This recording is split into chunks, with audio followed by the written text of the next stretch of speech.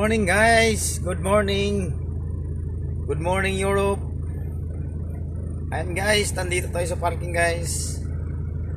Nagpapandar na tayo kasi alis tayo. Matatapos na yung rest natin, 11 hours. Ayan guys, yung mga gamit natin guys.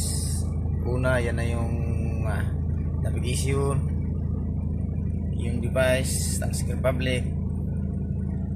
Yung malit na yan, ano yan, sa Serbia device. Yung malaki sensor yan, pag may malapit na sa truck, automatic yan, naghihinto. Tapos yan, yung road yan, maraming bansa yan. Yung may bilog na yan, gagana yan pag darating sa bansa na niya.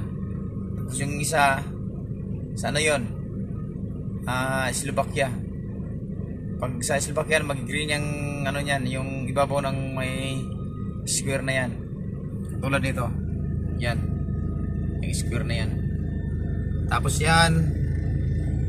Yan yung guys, Slovenia. At saka yung isa, Croatia. Yan yung mga gamit namin guys pag umiikot ka ng bansa ng Europa. Yan. Kailangan mayroon yan. So guys, dito tayo sa parking guys.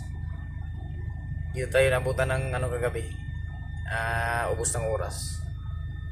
Ayan guys, kita ko lang guys yung parkingan dito. Yan, Shell parking, malitan to guys, pero may mga Shell na sobrang laki yung parking. Inintay ko na lang yung malis na yung isa, tapos na siguro yung niya, race niya.